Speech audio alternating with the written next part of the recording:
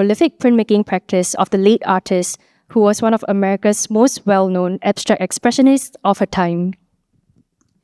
The works on display are mainly from Singapore's own national collection, as well as a select few from Helen Frankenthaler Foundation all the way from New York. They were produced over a collaboration between the artist and the American printmaster, Kenneth Tyler, over a very fertile 26 years of working together, beginning in 1976. Kenneth Tyler would go on to become an important figure in the establishment of STPI in 2002, and we continue to carry on his spirit of innovation and collaboration with artists to spark new creative possibilities in printmaking and papermaking. Today, we have worked with over 100 artists from all around the world.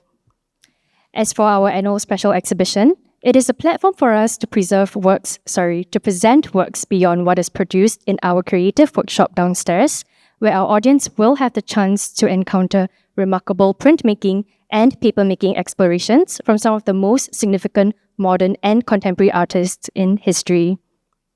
So we're very happy to be able to host this talk, where Kathleen will dive into the politics and history of how American abstract expressionism traveled around Southeast Asia in relation to a broader history of the US cultural Cold War in the region. I'm also happy to introduce our speaker for the day, Kathleen, who is a Singaporean researcher, art historian, and curator. Inspired by formative experiences in cultural policy, she has studied global histories of culture, finance, and geopolitics through lenses of Southeast Asian modern and contemporary art. As a curator at National Gallery of Singapore, she researches art histories of technology from a Southeast Asian perspective. So without further ado, I'll pass over the time to Kathleen. Thank you, Siwa. And thank you everyone for joining us, for joining me this evening, especially given how rainy it is and it's a Friday night. I'm sure there's much sexier things everyone could be doing than listening to an academic talk. But I thank you so much for taking the time. And thank you for STPI for creating the space and for putting on this fantastic show.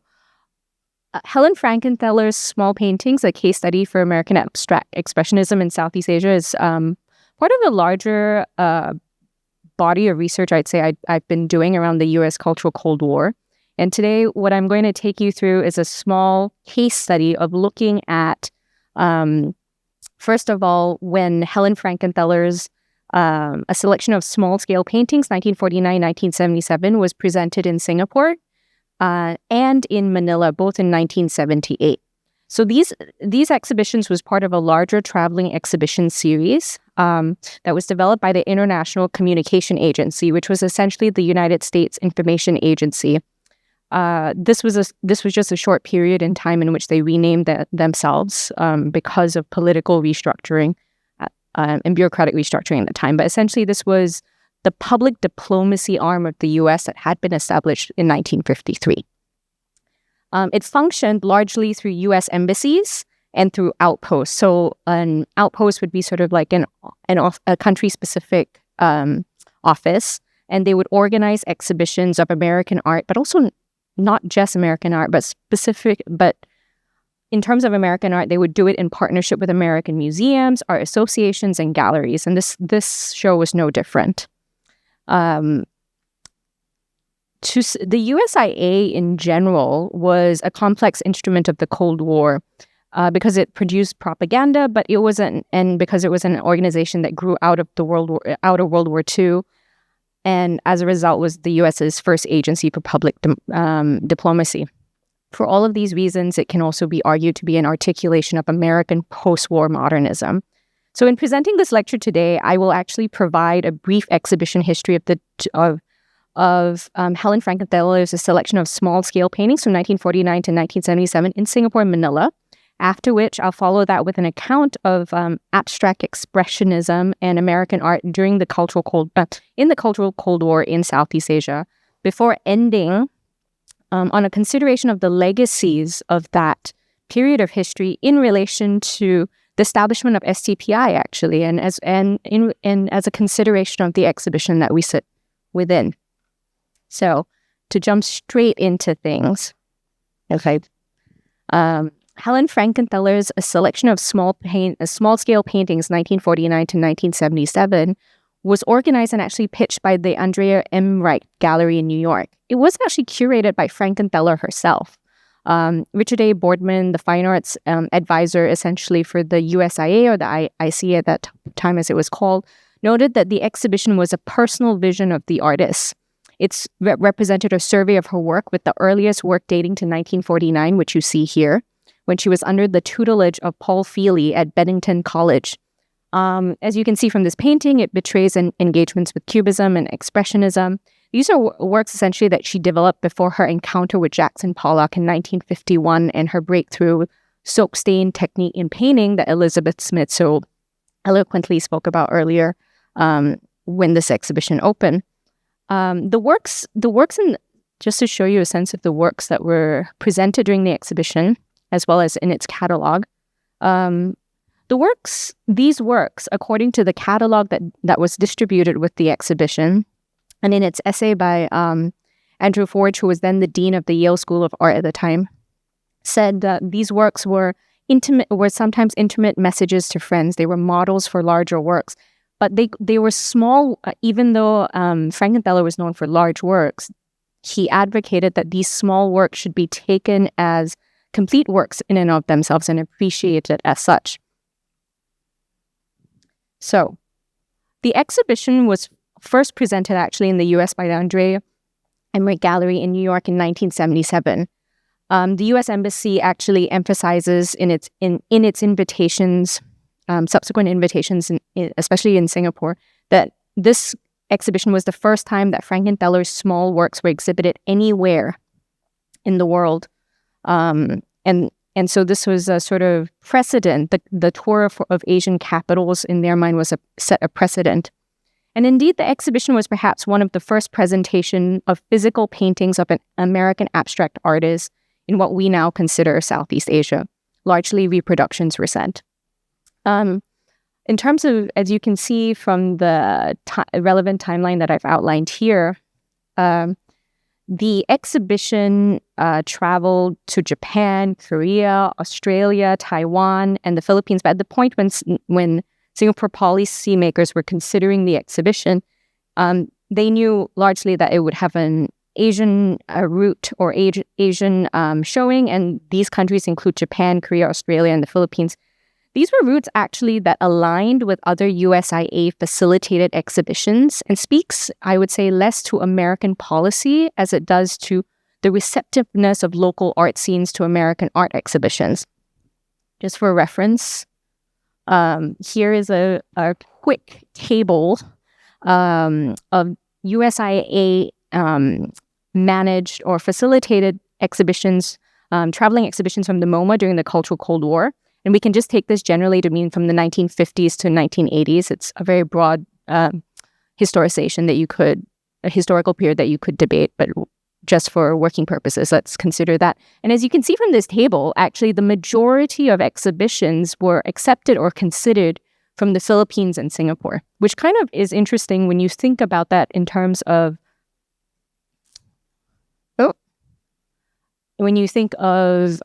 this framework. Because essentially, the Southeast Asian nations in consideration were the Singapore and the Philippines is essentially where the Frankenthaler show was presented, as well as Japan, Australia, Taiwan. And just to give you a sense, while they're not on this table, most of these exhibitions, when we talk about recent American prints in color, visionary architecture, the photographer's eye, the classic American print, also went on to Korea, Taiwan, and Australia. So actually, there's a kind of mapping, and there's a mapping, and there is an echo between where Helen Frankenthaler's exhibition went and where other exhibitions facilitated by the USIA went.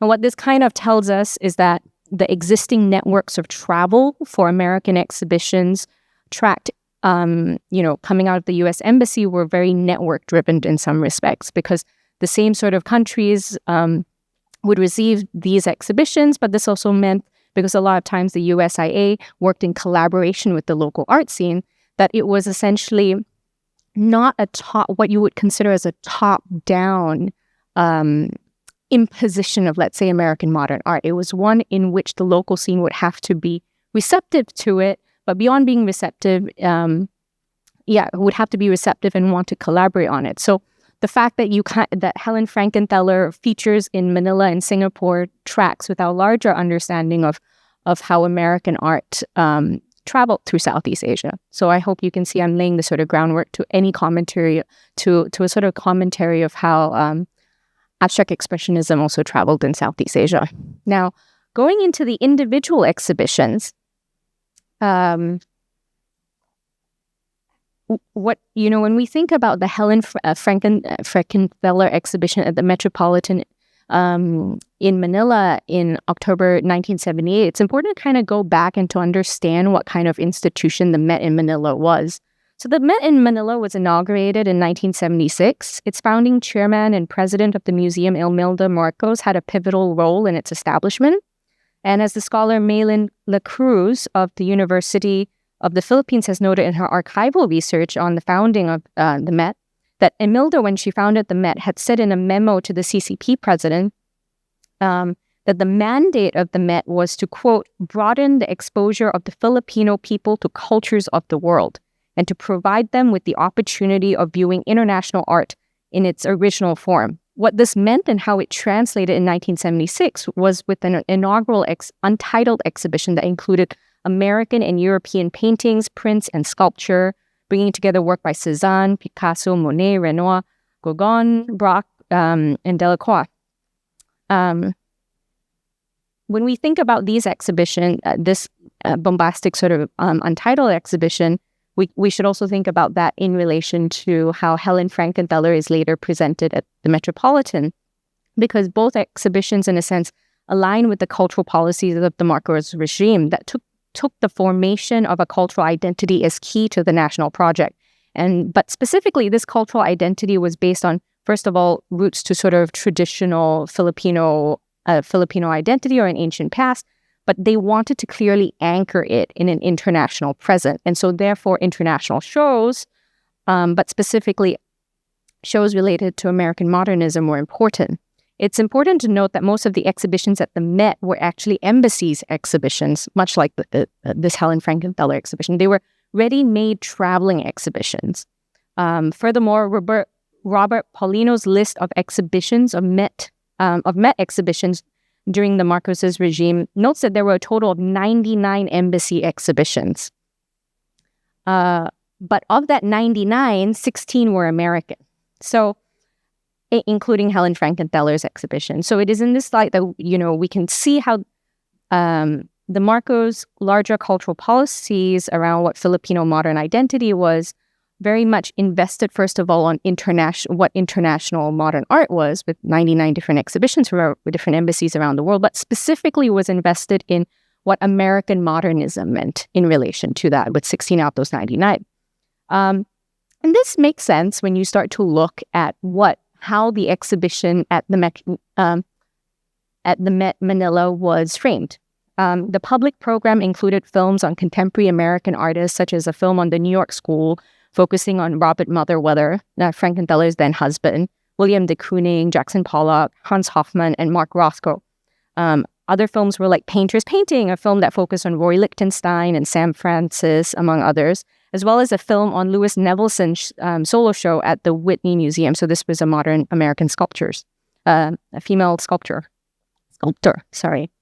And if we look at this programming as it complemented Helen Frankenthaler's exhibition, it tells us how the framing of Frankenthaler was less about her work as it was about American painting in a very specific milieu. In addition, I wanted to point out that a key part of this program was Richard Franklin, a U.S. Fulbright Hays lecturer at the Korean American Education Commission based in Seoul, who at the opening gave a lecture on Frankenthaler in relation to abstract expressionism. Now, what's interesting is that you see a picture of him here, a very blurry one from the Purita Kalawa Ledamasi archive. But Richard Franklin also gave the same lecture in Korea at Seoul when the exhibition opened. So when we talk about networks of exchange and certain types of discourses traveling through the region, we can already see that certain because of the framework, the U.S. state framework for traveling these exhibitions and its relationship to For example, the U.S. Fulbright Haze is associated with the U.S. State Department. You see a circulation of certain voices and discourses around that. But this project of framing American abstract expressionism for a Filipino audience was also picked up by the Filipino critic Leonidas V. Benessa, who in 1972 had received a JDR Third Fund to survey contemporary art in the US, Canada, and Europe, and whose review actually wrestled with whether Frankenthaler was an abstract expressionist or not. Because as Benessa notes, she was born in New York in 1928, and it was no immigrant artist, I quote, no immigrant artist grappling with nostalgia and nightmare and sublimating them in epiphanies of color and gesture. Instead, Benessa kind of concludes her review, but the review by saying that the exhibition is what actually makes the case for Frankenthaler as an abstract expressionist. The point here is interesting because what we have thought through, what I'm talking you through in terms of the exhibition history and of this exhibition as both site and the exhibition becomes both a site and a reception of Frankenthaler. It's not just a propaganda vehicle, right, for how American foreign policy is framing abstract expressionism or American diplomacy is framing abstract expressionism, but you're actually having the exhibition becoming an interesting site where it becomes also a space of thinking through of an international modern art, where basically the Filipino art critic participates in an American art historical discourse by pointing out, well, I disagree first about her potentially being an abstract expressionist because of the dating of when she's around, but this exhibition makes a strong case for why so. And this is an interesting thing because then we can think about this is how we can start to think about reception also of what American abstract expressionism was like in Southeast Asia, but specifically through the case of Manila and Singapore. So following the exhibition at the Met, the exhibition traveled to the National Museum Art Gallery, which was established in 1976, where the artist and curator Choi Wen-yang facilitated the presentation of this show. Again, like the case of the Manila exhibition, the mediation of Frankenthaler's position in relation to abstract art was articulated by Choi, who was the curator at the National Museum of Art Gallery. For reference, he was there. He was the second curator of art, and he had recently then only started because he was a curator at the National Museum Art Gallery from 1978 to 1985. And Choi's what is interesting is that Choi's curatorial intervention in the press is apparent because what becomes apparent, so if you see this internal brief on Helen Frankenthaler, is that most of the material on this exhibition that is in the National Archives is actually material written by Choi, getting approval for the show or planning for the show or interpreting material that was sent with the show, mainly the catalog, and the interpretation of actually Andrew Forge's essay. So here you have Choi saying, she's a painter who features prominently in the development of post-painterly abstraction, a term which refers to a style or reaction against abstract expressionism. So we see again this sort of contribution to the discourse of what is American abstract expressionism, of where Frankenthaler kind of sits. It's not this sort of receptive, she is an abstract expressionist right off the bat. Some of this is obviously semantics, but it's still important to see like a direct intervention or contribution. The paintings by Helen Frankenthaler can best be appreciated by a viewer who allows himself to enjoy the experience evolved through a combination of the colors, shapes, and forms created on canvas. The paintings by Helen Frankenthaler in this exhibition are small in size and are not typical of the large canvases which she is associated. Normally, the smaller works by an artist are sketches and notes for larger paintings. This is not the case with the series of paintings by Helen Frankenthaler. So we see here that what Choi ends up emphasizing is the experience with the painting, but also legitimizing that, oh, please don't think that because you have smaller paintings and not these larger paintings that American abstract expressionism is associated with, that you are given lesser painting or a lesser aesthetic experience. And this tracks actually in how the exhibition is received in Singapore, as you can see with the press here, abstract painting that caught the eye of Dr. Oh. So Dr. Oh Chin-hok was then the parliamentary secretary of the Ministry of Culture, and he was actually the official, the guest of honor who opened the exhibition. And this was then carried by the newspaper in following days of the exhibition. And you sort of see him confront, viewing the painting, which kind of performs out the request that sort of Choi puts forward, that the paintings are best appreciated by a viewer who sort of confronts them. And I point this out because this is a distinct difference than, let's say, the reviews in Manila or in the Philippines, which focus more on the narrative of the show. And when presentations of, or as you saw, photographs of the reviews of associated with the show at the time was of the main event, but not of someone viewing the painting. It was of the painting itself. So we see a sort of influence here from the position of Choi as curator. I just want to show. So similarly, these were other reviews at the time that encouraged an individual encounter with art, leaning into the narrative that Choi was putting forward, that the importance was the aesthetic encounter with these artworks. But also it leaned into something that Andrew Forger had put out and that was associated with the show, which was this concept of the importance of freedom, or which aligns obviously with how we accept today how abstract expressionism has been utilized by the U.S.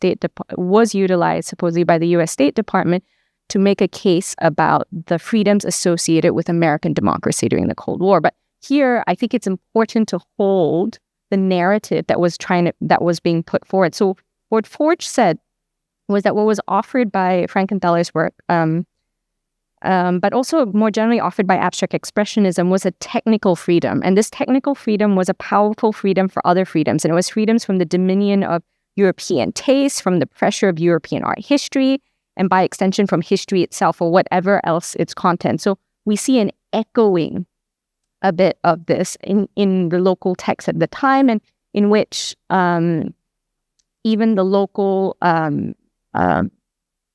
journalists at the end of her text says, to have a full appreciation of American abstract expressionist painting and Frankenthaler's work, you should read this essay.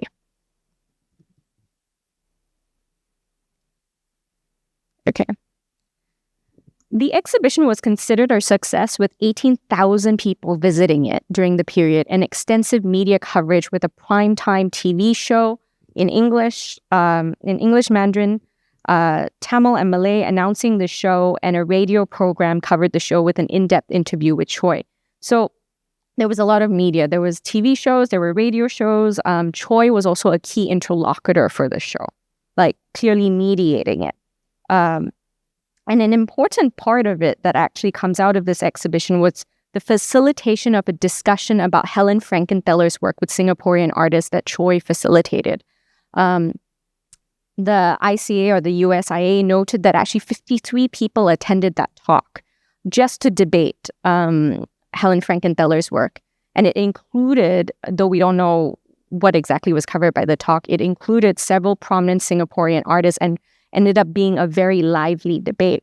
We might be able to sense then what maybe this conversation might have been like, or why there was a sort of interest in this in Frankenthaler's work and how Choi was sort of framing it. So this was a speech written by Choi for Dr. Ui that wasn't in its entirely used, but in it you can kind of see how Choi is putting forward the relevance of abstract expressionism, but also Helen Frankenthaler. So he says, in the last few decades, as communication spread and the world began to shrink, few art movements succeeded in making an international impact as resounding as that made by abstract expressionism from America. It was a movement which courageously challenged the established and accepted artistic values in order to seek a new vision. It was also a movement which produced many great artists, of consequence of which he goes on to say Helen Frankenthaler is one of them. Most significantly, it was a movement which gave America an artistic identity. I just want you to hold that idea as we move through this presentation. And then he ends by sort of saying, at the moment, there is in Singapore an awakening in the visual arts. As many of our artists set themselves new sights, the exhibition of exceptional caliber and controversial abstract expressionist movement will provide stimulating food for thought. Now, I put these quotes here in relation to thinking about what that conversation might have been. Clearly, Choi emphasizes the encounter of the artwork as important, which he did previously, and we see how that tracks out with in the press. But what was also very important was that somehow the Americans had figured out an artistic identity in art and had been able to communicate that well. And there was something there that was a seductive idea that needed unpacking.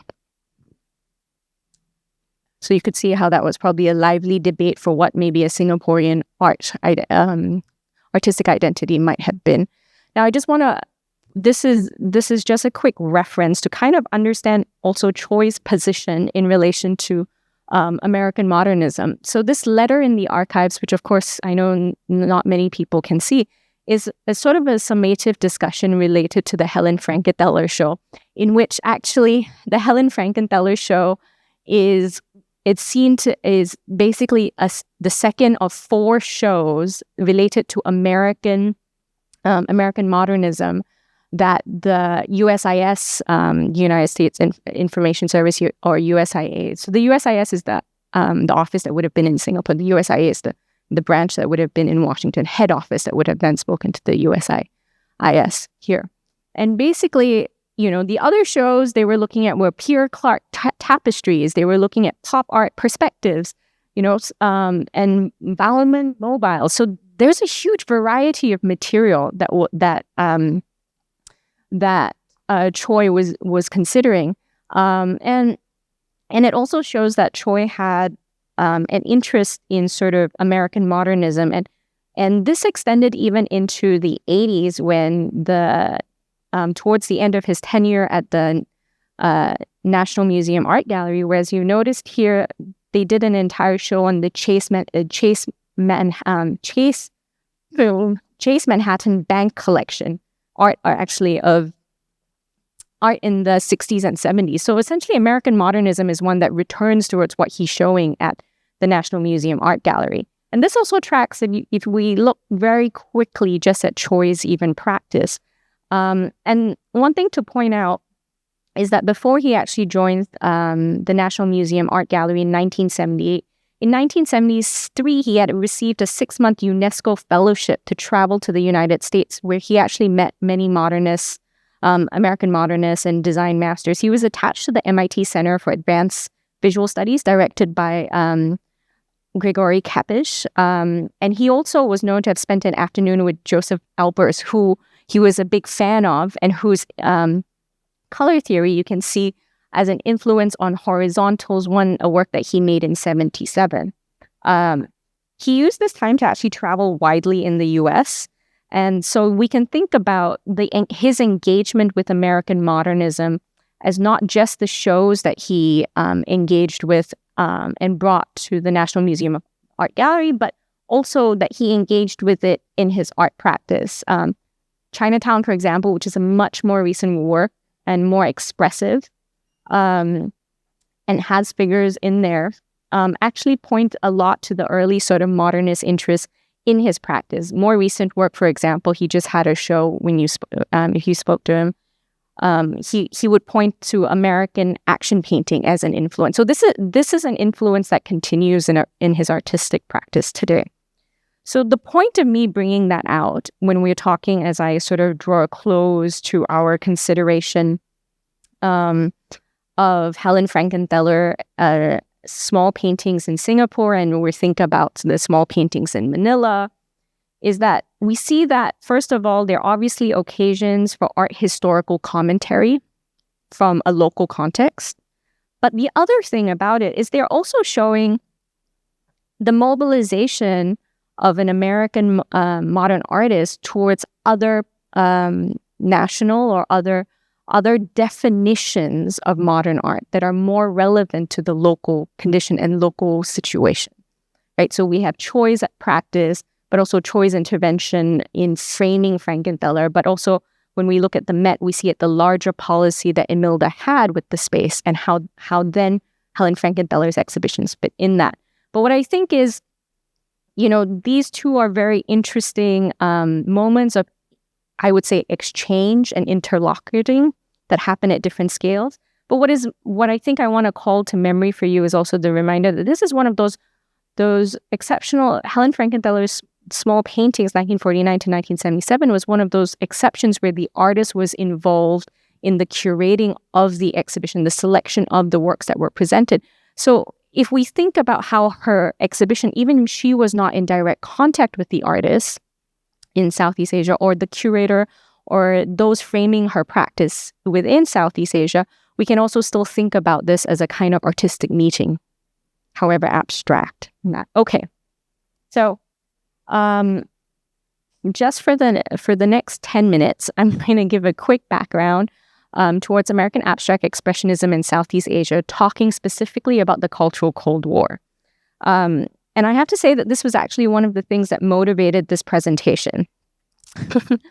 So just for terminology's sake, I think I want to hold a couple of things. First of things, the Cultural Cold War is a definition about cultural diplomacy between the two blocks, and within them in areas of high culture. So this would be literature, the arts, music, or popular culture.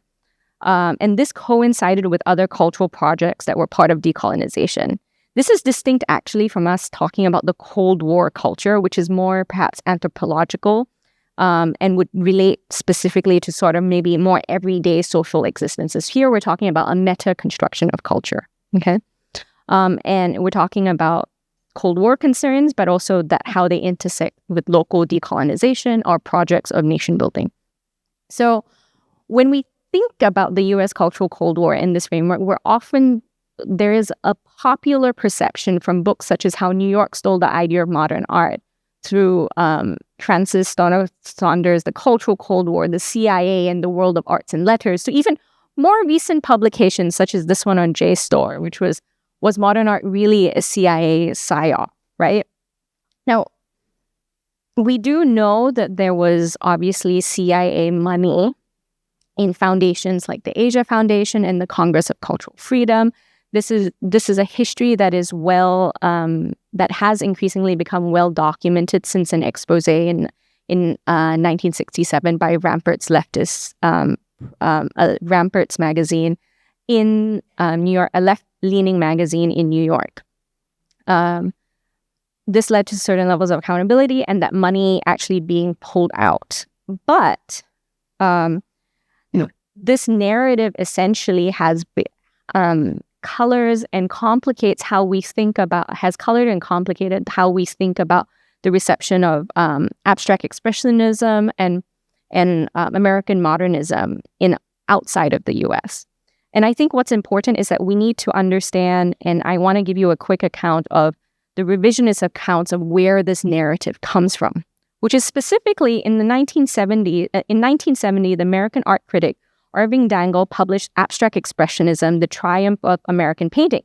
This in turn, this actually advanced the then established modernist interpretation of abstract expressionism being a culmination of Western art history.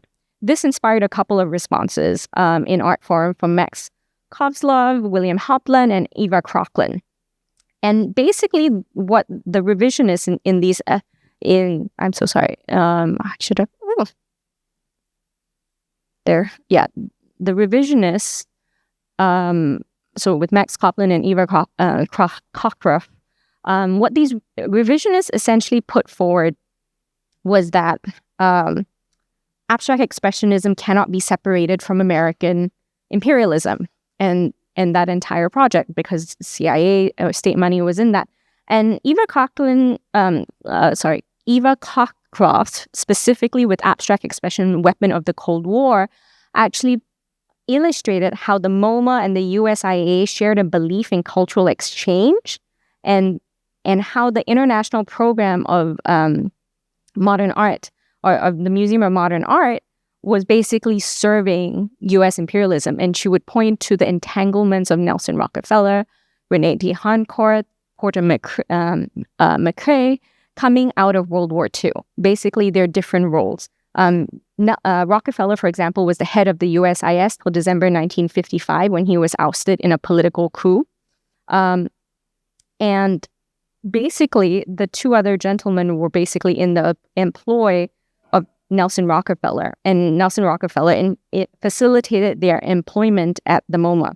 So in 1951, and aside from that, just so you know, in 1951, McCrae would work on the exhibition section of the Marshall Plan in Paris, and he ends up serving as Rockefeller's main agents in furthering programs for American culture into the 70s. He worked for the JDR Third Fund. Yeah. And so what you end up seeing is, so according to Cockcroft, there is essentially a bit of a cabal here that's producing, that has an overlap between the USIS, the MoMA, and the writing of modern art is essentially an expression of American imperialism. However, in the 1990s, we have to keep in mind, and people forget this because as you can see from as you saw on the previous slide, there are even still essays questioning about whether modern art is a CIA, whether modern art is a CIA psyops. And so it persists till today, but the critique has existed since the 1990s, such as that by Michael Kimmelman, specifically in that book from 1995, where he critiqued the revisionist theory because essentially he says, if you go into the archival details of things, for example, the MoMA did not collect abstract expressionist art in the early 50s. They didn't do it till much later. And the shows that they put forward and that even the U.S. State Department had put out in the world were not explicitly about abstract expressionism. In fact, they were much broader shows about American modernism where only maybe one work was abstract expressionist, if at all. So the critique being that, well, I'm sorry, Eva Crocklin, your narrative does not hold up because when you look at it factually, that was not actually what was traveled abroad by the MoMA or collected by the MoMA. But nevertheless, I think part of this comes from the desire to sort of the MoMA's, but also the MoMA's role, but also the early years of the 50s when the early years coming from essentially the early years of the 50s when with the construction of American modern art around Clement Greenberg's writing of American painting. Now, we have to actually separate that from what the revisionists are talking about because we have to understand the historical context in which that is produced and how that then tracks onto how modern art is then itself discussed in Southeast Asia. So what I'm trying to do, especially with this presentation, is to kind of say it's time that we let go of that mainstream narrative and mainstream imagination that modern art is, we should not even be asking the question, is modern art a CIA psyops? That actually sidesteps very important questions about the agency of artists who were making exhibitions and the encounters such as the one that I had pointed out between Helen Frankenthaler's exhibition and the local interlocutor modern artists and curators. Okay, so in this sense, I think we need to understand the milieu and modes of distribution and ideas of thinking around the history of abstract art. So I'd like to take us back to this canonical chart, which was developed for the 1936 Cubism and Abstract Art exhibition organized by the MoMA and its director, Alfred Barr Jr., to make the argument that abstraction was central to modern art as a global project. Why do I say that? Because he mentions Japanese prints, what he quotes as Near Eastern art, and so forth. Glenn Lowry, in his essay for Inventing Abstraction, has noted that actually this map, which Barr wrote and evolved actually throughout the 40s and annotated and continued to change it every time it was printed, actually grew out of trying to map specific artists' practices. So if you see here, with the image on the right, you're actually seeing the early drafts of the diagram, which were driven by the connections that artists had to different movements and inspirations, rather than these larger totalizing sense of movement. So this was a map actually driven by different types of artistic practices. But it was also responding to a sort of sense of, to other kinds of mappings of modern art history.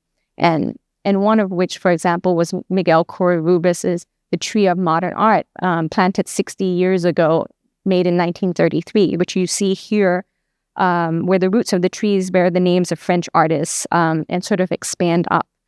Cora Rubis, you would recognize from having written The Island of Bali and being an artist that was actually in Bali in the 1930s. But what I would say about this is that compared to Barr, who was trying to actually lay out a more scientific and analytical map of the development of modern art as a type of global frame, instead here you have a much more creative response to it, one that even you could read the man staring at a frame as a kind of let's not take this history too seriously either. Okay. So it is in this framework of a desire of framing modern art that we should think about the rise of abstract expressionism and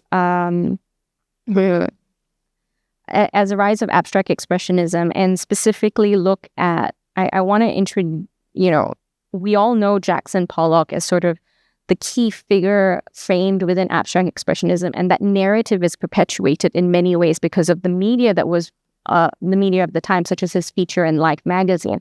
But it was also greatly indebted to Clement Greenberg, the second gentleman in the photo below. And I'm getting to how this connects to Helen Frankenthaler. Clement Greenberg basically, in 1950, joined the government-funded American Committee for Cultural Freedom, and he advanced the position that basically the avant-garde was developing in America rather than in Europe. And this sort of frames the post-war modernist project a bit. And of that, to illustrate that argument, he championed Jackson Pollock as the greatest painter of the generation, pointing to his gestural canvases. And he also, at this point,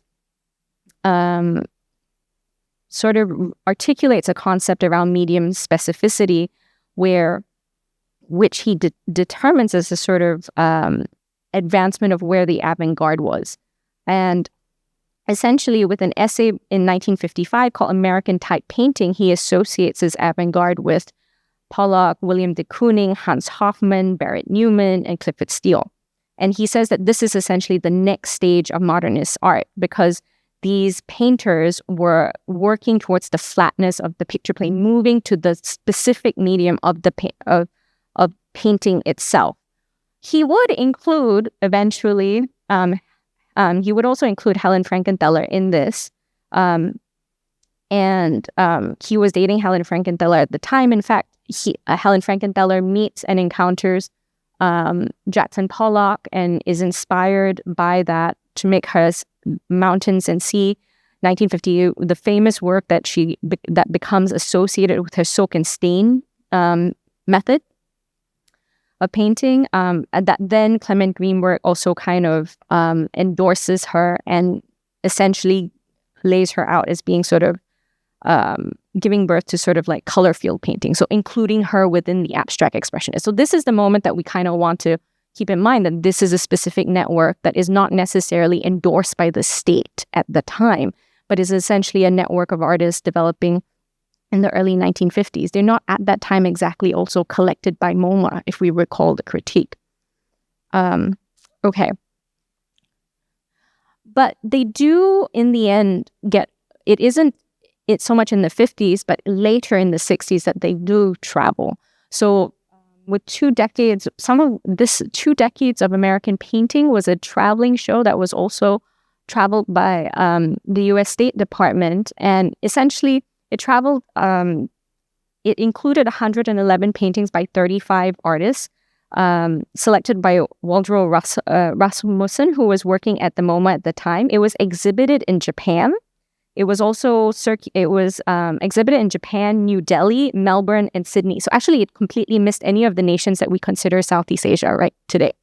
And they showed, and then there was a related film program related to this that was went further into Sri Lanka. But essentially, this was a major show that would advance American painting on a whole. It included Helen Frankenthaler's work. including Jacob's Ladder and other works such as this one, Provincetown, sorry. And it included as part of the program actually traveling Clement Greenberg out to Japan and New Delhi, and in New Delhi having actually a public program to debate modern art. So in a sense, this network does get absorbed into the US sort of State Department, but it's one that's done later. And Helen Frankenthaler, of course, is absorbed into that in relation to 2 decades of American painting because of her association within this group. But it is the travel of these paintings and in the travel of American abstract expressionism, not in Southeast Asia. As I mentioned before, that show never came to any of these Southeast Asian nations. So I want to kind of introduce just parallel examples to the two, since I talked to you about shows, Helen Frankenthaler's show in Manila and in Singapore. I'm just going to talk to you briefly about artists in Malaysia and the Philippines or Manila, which were in discourse with American painting. But it wasn't actually through necessarily these shows or within Southeast Asia itself. It was because of their own mobility. So Syed Amit Jamil, in retrospective, his actually retrospective show in 1975, accounts the seeing of American abstract expressionism at a show at the Tate Gallery in the mid-50s as his first sort of encounter, but also the emotive encounter with abstract expressionism that would influence his work later. So the show that he doesn't name, but is actually that he's referencing, is Modern Art in the United States. And you can kind of see this is a work that he's making in 1957. And so you can already kind of see the move towards expressionism, but he's still retaining the figurative form. He's not leaning, he may be inspired by it. He's not internalizing the form is what I'm saying. So there is an awareness in that sense and still, so therefore an engagement, at least on a discursive level or an imaginary level. But this is one that is also with other Malaysian artists that track into the 60s and 70s, and one that echoes with what Troy says with the Helen Frankenthaler show. And this is, for example, from Dolores Wharton, Contemporary Artists of Malaysia, which was one of the first books, according to Simon Soon, to mobilize the term contemporary art. But essentially, it was interviews that Dolores Wharton, an African-American patron of the arts, who lived in Malaya between 1958 to 64, and then returned later to do research in Malaysia and publish this book in 1971 with different interviews with artists, would note, for example, artists like Jolly Koh saying that the American school excites me. They have achieved what we are trying to do. They want an American art. They achieved it. What makes any art is the quality. One thing that is distinctive in America is its size. It is large and its forms are now. So there's a sense of American art being modernism in 1971, which, by the way, is 7 years before the Helen Frankenthaler show. So you can see that there's already a reception before the show arrives of certain expectations and an engagement already with the American School of Painting or American abstract expressionism. This is also the same with something as formative as this. So this is from the first exhibition of non-objective art in the Philippines. And essentially, you can't see it there, but on the right page of the opening page of this exhibition in the Philippines is a quotation from Hans Hofmann, who was one of Helen Frankenthaler's teachers, where it basically says, a plastic idea must be expressed with plastic means, just as a musical idea is expressed with musical means, or is a verbal idea with verbal means. Neither music nor literature are wholly translatable in other art forms. And so essentially with this quote, you're getting the same argument that Greenberg put forward around medium specificity. So you're seeing this engagement already in 1953 in exhibitions that have nothing to do with the US, per se. So there's already an engagement on the ground. And so in a sense, when we're thinking about abstract expressionism and the dominant narrative that it's a CIA psyops, I would say that history proves otherwise in these examples. In fact, the history of engagement between Southeast Asian modern artists and American modern artists, I would say, especially through the medium of exhibitions, is far more complex. So 20th Century Highlights of American Painting was organized by the United States Information Agency. It traveled essentially from 58 to 61. It was shown in Taipei, Kuala Lumpur, Hong Kong, Manila, Phnom Penh, and Seoul. But when it went to the Philippines, something interesting happened. It was combined with the Tour of Contemporary Art organized by the Art Association of the Philippines. Now, the Tour of Philippine Contemporary Art grew out of the first exhibition of Southeast Asian art, where the Art Association of the Philippines realized that they needed to make a regional touring exhibition to create more connection within Southeast Asia with Philippine modernists. Now, what happened when the show came back to tour in the Philippines was the Art Association of the Philippines worked with the USIS and combined the two shows together. And interestingly, because the Art Association of the Philippines was running it, it's Philippine Contemporary Art incorporating the 20th Century Highlights of America. So I just want to emphasize my point that the PSYOPs narrative is a little more complicated than we're led to believe. Okay, so I'm down to 5 minutes, and what I'm going to do is I want to just quickly also point out here, draw some relationships of this history to where we are seated and how we are, where we're seated right now, and in relation to print, but also to this Helen Frankenthaler show here, right?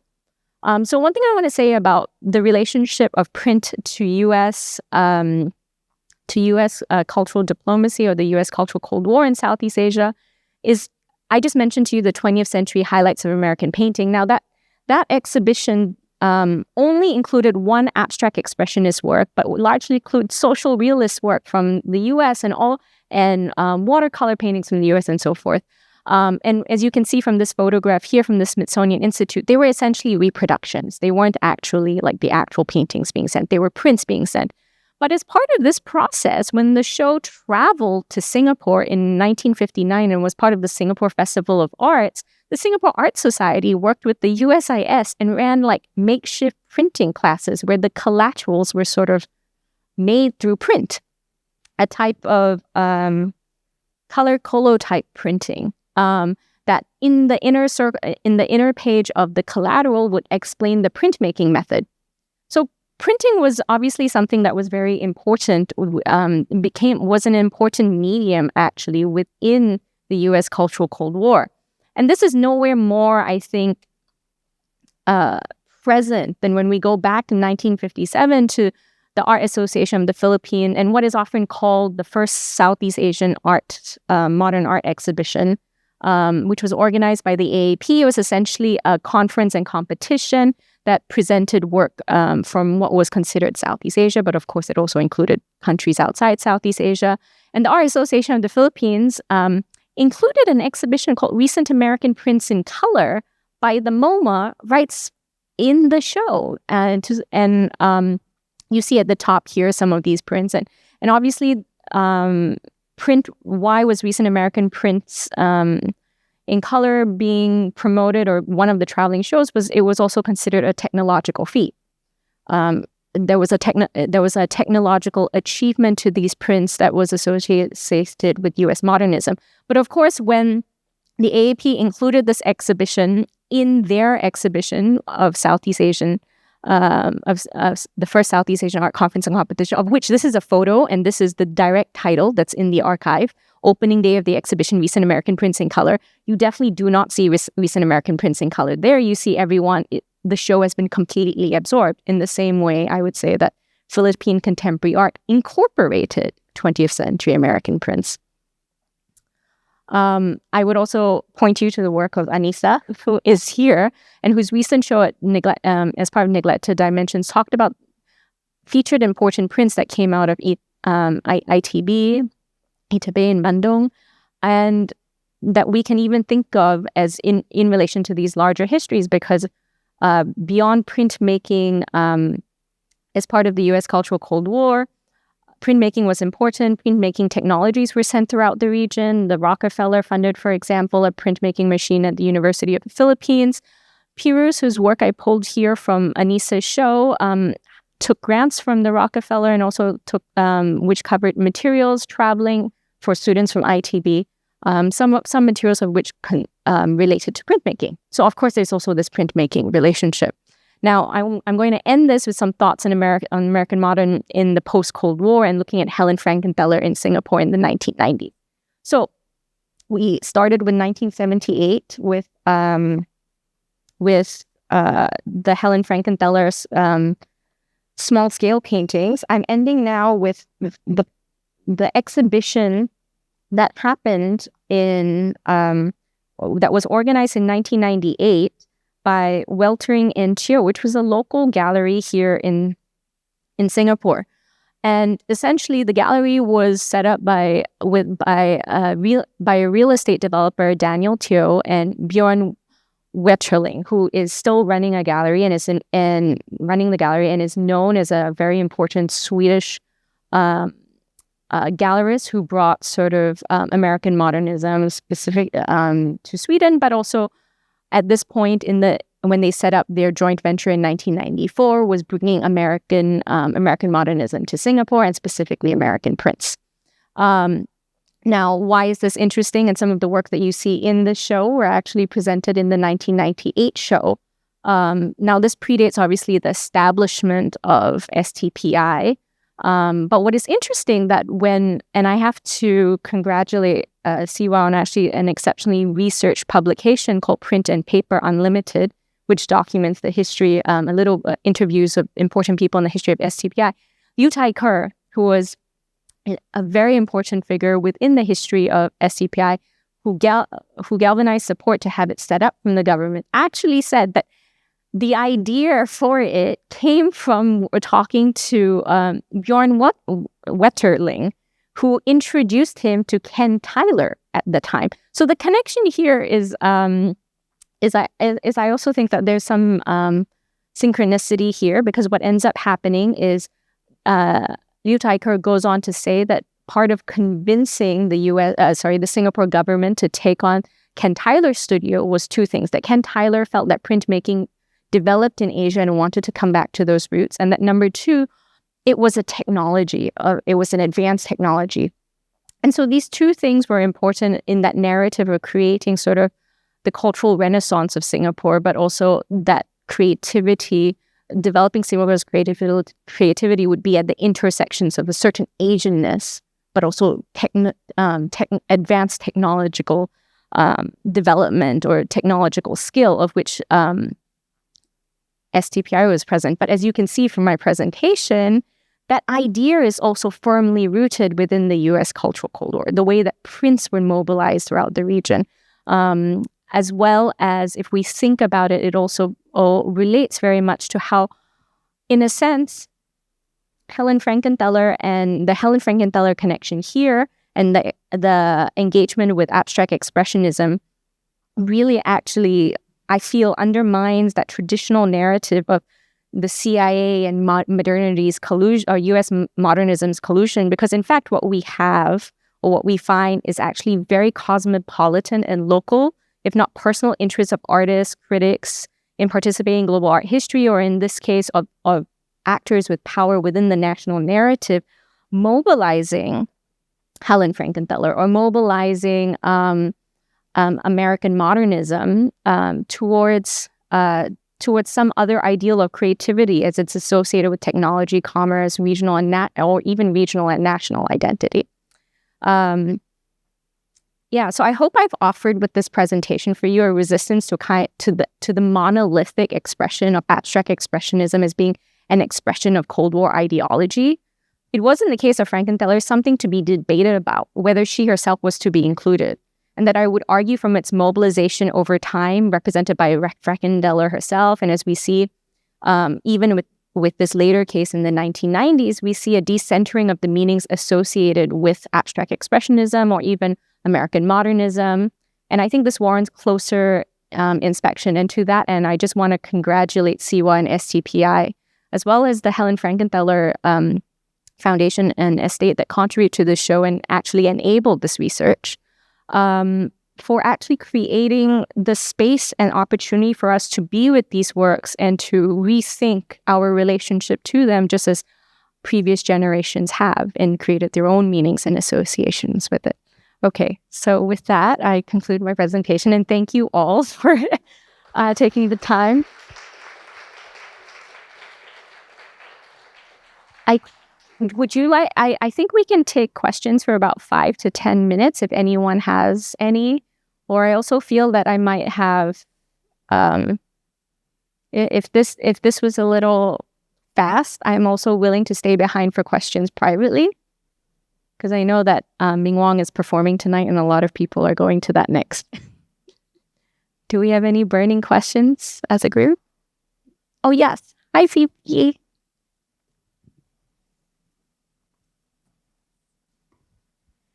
Thank you so much. That was such a wonderful and inspiring presentation. I wanted to ask you, I was interested in your idea about the kind of existing receptivity to American modernism and how those ideas were kind of, I guess, engaged by the Helen Frankenthaler show, but also existing. And I wondered if you'd looked at the early shows at National Museum Art Gallery in the late 70s. So I think it was Choi Wang-yang maybe who was even the curator of that show that was called Color. You know, using just color as the rubric for a survey of contemporary Singaporean art seems very similar to the way he was responding to Frankenthaler as well.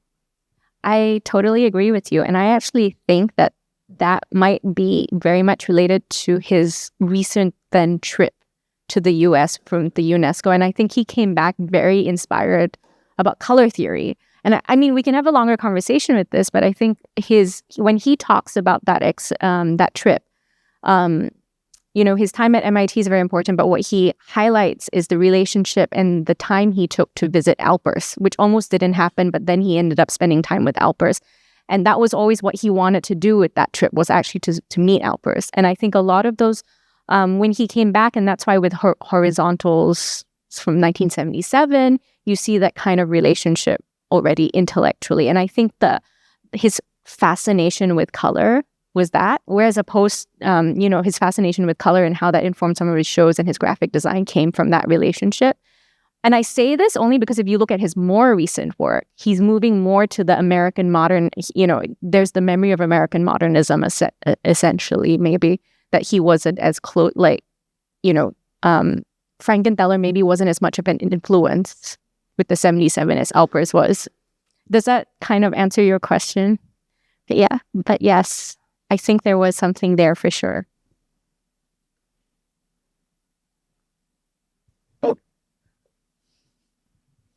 Yeah. Thank you, Kat. That's a great presentation. I'm also curious about, in addition maybe to Choi Wen-yang at the time who went to the United States, can you maybe tell us a little bit more of the sort of the circles actually in Singapore of artists, of critics who were interested in the same thing as Choi Wen-yang and who also manifest their interest in their works and how they sort of like engage in this discourse or contribute to the discourse of abstraction, of expressionism, in the context of the United States, but also in the context of Singapore at the time. Yeah, okay, that's a really big question. Thanks, Anissa.